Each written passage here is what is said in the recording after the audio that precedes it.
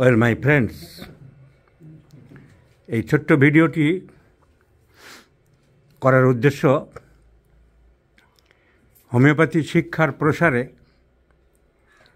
সাধারণ মানুষদের কাছে হোমিওপ্যাথির চিকিৎসা ভালোভাবে পৌঁছে দেওয়ার জন্য, হোমিওপ্যাথির মান গুণগত উৎকর্ষতা সমাজে প্রতিষ্ঠা করার জন্য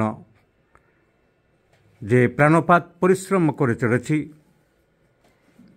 দীর্ঘ 50 বছরের সাধনালব্ধ জ্ঞান দিয়ে হোমিওপ্যাথিক চিকিৎসককে যেমন একদিকে হোমিওপ্যাথিক চিকিৎসকদেরকে যেমন একদিকে অনুপ্রাণিত করার চেষ্টা করে চলেছি, একই সাথে সমাজের সাধারণ মানুষকে সচেতন করার জন্য হোমিওপ্যাথি সম্বন্ধে সম্যক ধারণা বজায় রাখার জন্য যেসব বুজরুগরা হোমিওপ্যাথির নিন্দা করে, অপছন্দ করে, বিজ্ঞান বলে মানতে চায় না, যাদের হোমিওপ্যাথি সম্বন্ধে ধারণাই নেই, তাদেরকেও বোঝানোর জন্য একের পর এক ইউটিউব চ্যানেলে, আমার নামেই চ্যানেলটি আছে,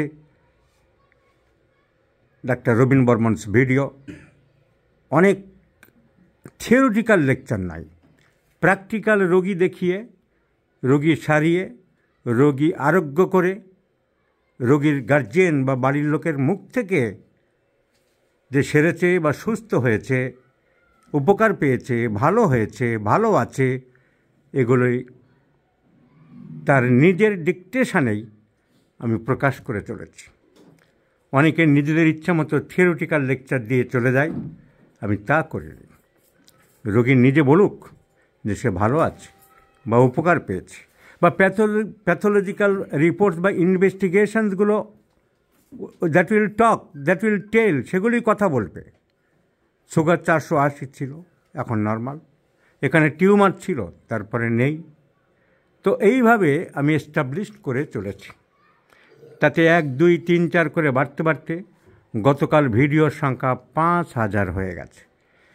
এটা হয়তো 8-10 হাজার হয়ে যেত, কারণ প্রথমে বুঝতাম না।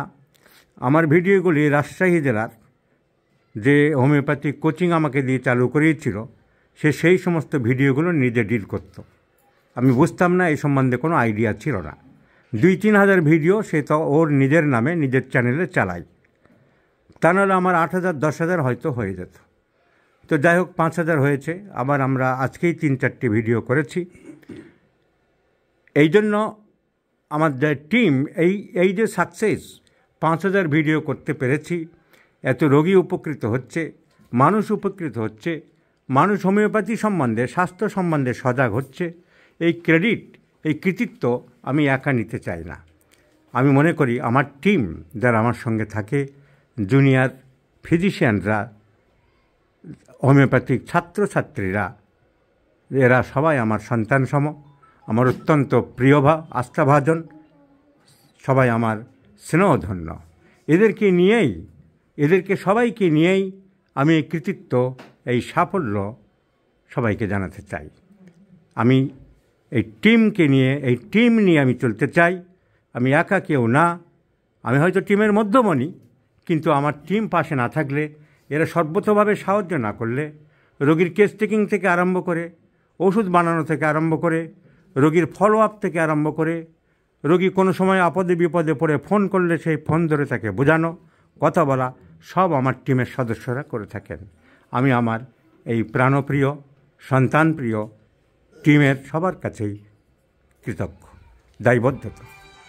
তো সেই হিসাবে এরা আমাকে ভালোবেসে এই দিনটাকে, এই 5,000 ভিডিও ক্রস করার ব্যাপারটাকে উদযাপন করার জন্য ফুলের ডালি নিয়ে হাজির হয়েছে। আমি ফুলের ডালি গ্রহণ করব, সেইটা ক্যামেরাটা ঘুরিয়ে অন্য দিক থেকে আমি দেখাবো।